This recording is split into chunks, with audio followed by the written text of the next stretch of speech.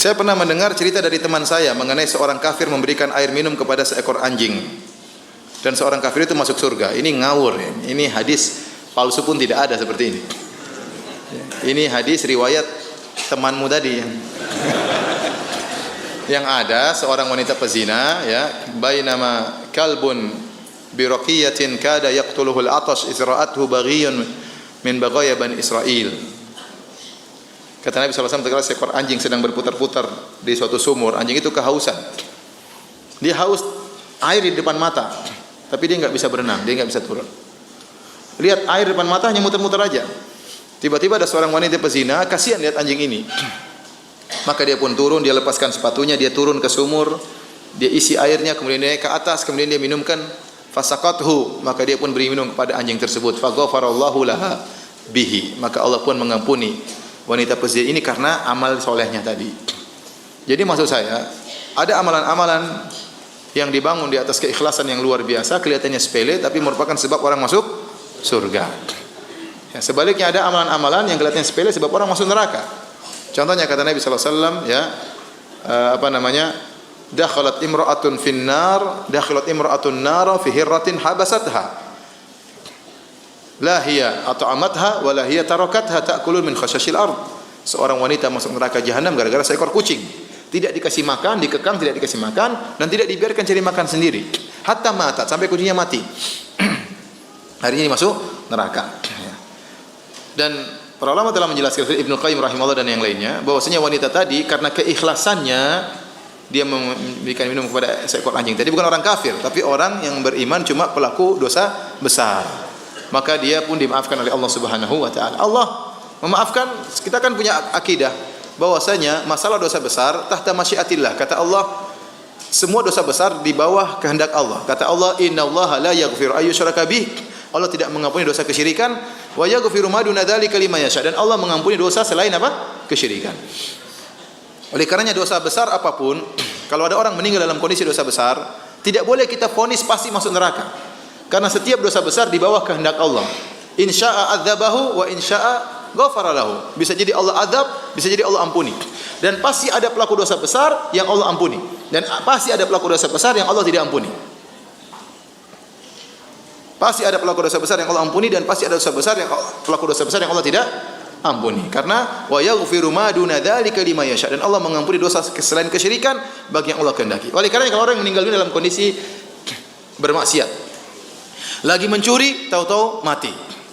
Ditembak polisi, mati. Kita bilang pasti masuk neraka? Jawabannya tidak. Belum tentu.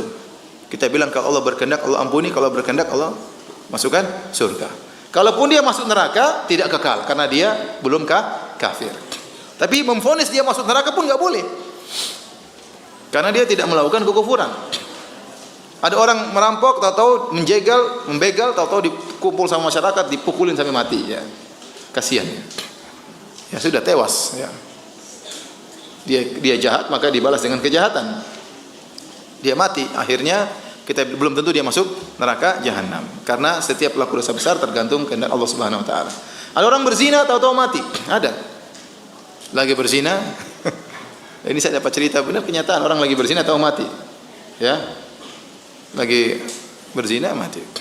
Ada orang meninggal ya sedang asik nonton film porno, tahu-tahu meninggal. Kemarin saya baca di mana? Di Jepang, kejatuhan majalah porno di rumahnya. Enggak tahu itu mati nikmat atau mati adab. Mungkin lagi di puncak-puncak kenikmatan, tahu-tahu di Allah ya. Jadi apakah dia masuk neraka? Jawabnya belum tentu. Waliyadzubillah ya.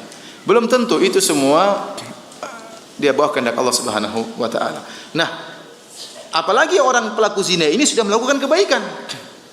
Orang yang meninggal dalam kondisi zina saja belum bisa dipastikan masuk apa? Neraka. Apalagi wanita ini sudah melakukan apa? Kebaikan. Maka dia sudah kasih minum kepada anjing tersebut. Maka Allah ampuni dosanya gara-gara hal tersebut.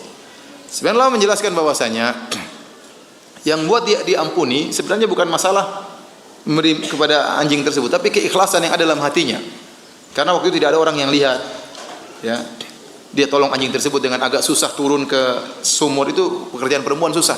Kemudian mana saat muqaha dia lepaskan sepatunya, menjelaskan bahwasanya dia pegang sepatu dan manjat tidak susah, tidak gampang. Kemudian minum kepada anjing, hewan yang hina. Setelah itu anjingnya pun pergi, tidak bilang jazakillah khairan. Pergi. Jadi dia benar-benar ikhlas. Karena keikhlasan itu maka diampuni. Karena sebagian orang salah paham. Saya pernah ngisi pengajian pas di Mekah. Tahu-tahu ada yang protes. Ustaz, tadi saya bahas tentang masalah bahayanya zina. Bagaimana ancaman orang berzina, bagaimana adab di alam kubur, bagaimana adab di neraka jahanam. Kata dia, Ustaz jangan terlalu sangar Ustaz. Zina itu ada orang minum anjing aja selesai. Jadi dia anggap perkaranya mudah. Ente berzina, minta maaf tinggal cari anjing kasih minum. Ya, zina lagi cari anjing kasih minum. Anjing enggak ada kasih kucing. Itu enggak benar, bukan begitu ceritanya ya. Ya. Kita bilang ada juga dosa di kelihatan sepele bikin orang masuk apa? Neraka jahanam. Maka tidak boleh kita memandang dalil dari satu sisi saja. Ya, lihat bagaimana Nabi ditanya tentang seorang wanita, ya. Ya, tasumun nahar, taqumul lail, senantiasa puasa sunnah, senantiasa salat malam, senantiasa bersedekah, wa fi lisaniha syai'un yu'dhi jiranaha. Tapi dia kalau ngomong menyakiti tetangganya. Kata Rasulullah SAW, hiya finnar, di neraka. Jadi yang benar bukan wanita kafir yang beri minum kepada seekor anjing, tapi wanita pezina. Allah ampuni dia karena kebaikan yang dia lakukan.